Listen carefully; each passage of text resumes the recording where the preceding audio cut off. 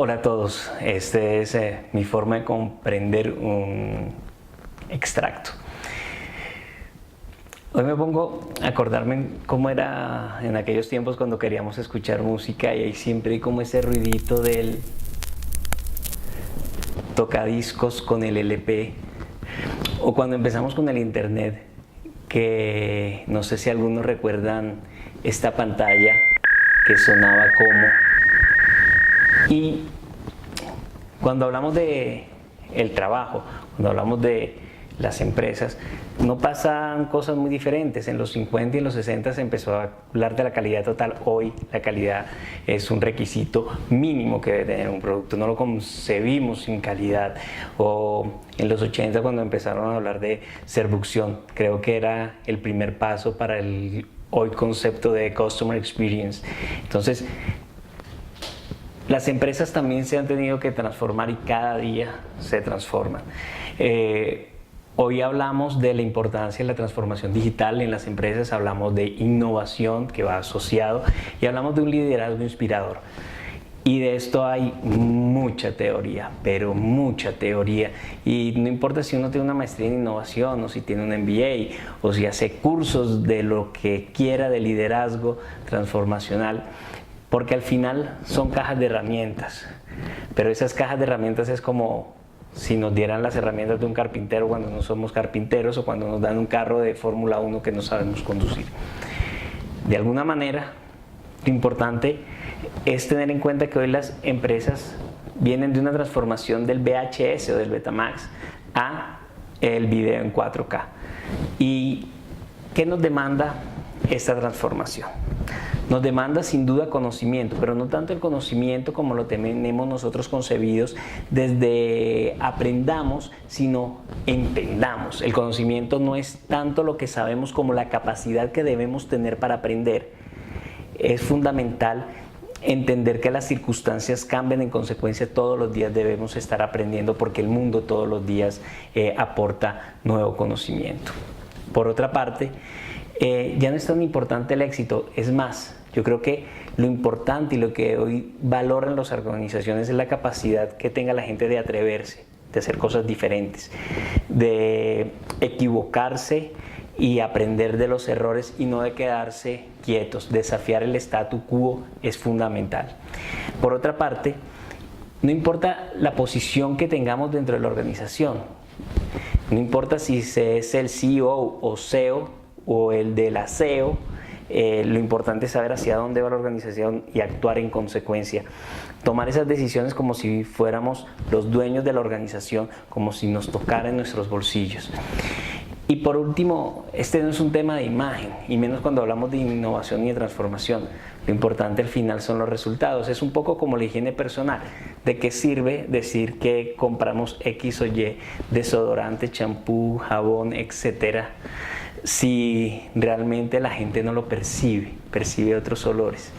Entonces, un poco el ejercicio de las organizaciones va más hacia valorar estas condiciones dentro del empleado.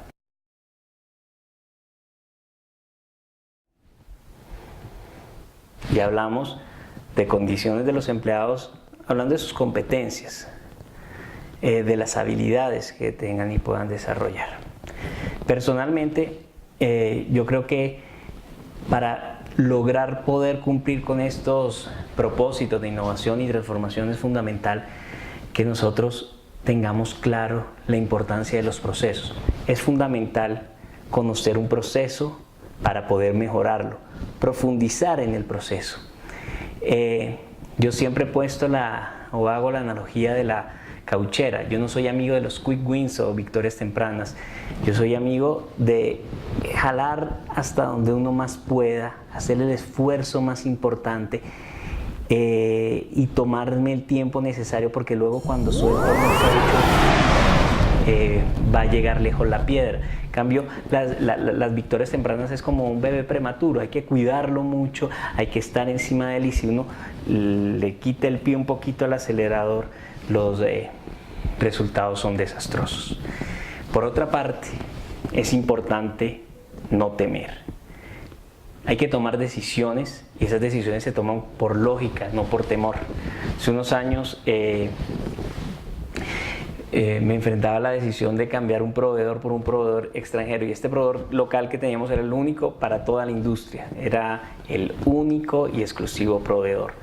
Hoy, 3 años después, uno puede ver cómo ese mercado se abrió y hoy hay más de 3 proveedores del mismo servicio en Colombia.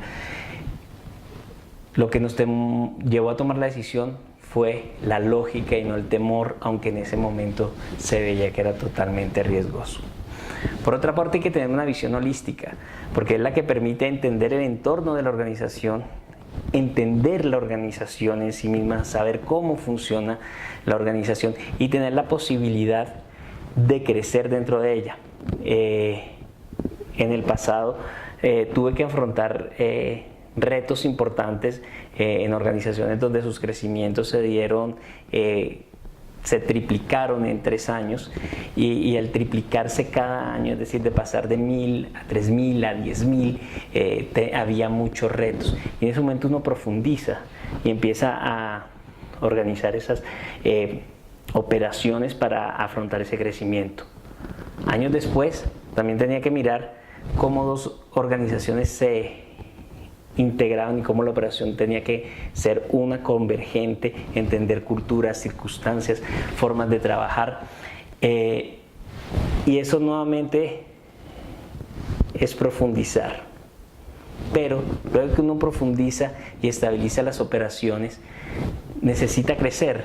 Y en el pasado, en la organización donde la operación crecía mucho, luego terminé entendiendo y asumiendo responsabilidades sobre procesos comerciales y empezar a entender qué era el sell-in, el sell-out y la importancia del trade marketing, porque hay una comprensión del negocio y las responsabilidades van llegando donde uno pueda manejarlas y no van a ir mucho más allá de esa posibilidad que uno mismo demuestra tener, que es observar, entender y sobre todo, como lo decía, tener una visión holística. Por otra parte, para lograr llegar al éxito, a cumplir los objetivos, es fundamental tener un equipo de trabajo, consolidar un equipo de trabajo. ¿Y cómo funcionan estos equipos de trabajo? A través de objetivos claros. A los equipos de trabajo hay que decirles cuál es el objetivo, no qué tienen que hacer, porque seguramente ellos encontrarán mejores formas de hacerlo. En ese sentido, lo importante es ofrecerles retos constantes e ir llevándolos por nuevos caminos que los reten intelectualmente. Al final, ¿cómo mide uno sus logros? Para mí lo más importante es hacer cosas que otros no hayan hecho. Eso demuestra las capacidades que uno tiene. Entonces, eso se da fundamentalmente por un ejercicio de innovación, es decir, cómo mezclamos los elementos que teníamos, los recursos que teníamos, los hicimos más eficientes y logramos llegar a puntos superiores. Para uno, la motivación debe ser esos logros históricos, esos logros que otros no han podido, que seguramente las circunstancias de la vida tampoco son las mismas para unos que para otros, pero esa es la automotivación que uno debe llevar. Como decía antes, más allá de la posición que tengamos dentro de la organización, lo importante es que desde la posición que tengamos logremos cosas superiores todos los días. ¿Y cómo medir si esto está funcionando? También por la rotación de la gente que le reporta a uno. A mí me gusta que la gente crezca, que se proyecte, que quieran más cosas, pero también me preocupo por ser quien le pueda ofrecer las mejores condiciones y que no sea fácil que estén buscando otros caminos, porque saben que trabajando en el mismo equipo vamos a lograr cosas fundamentalmente importantes.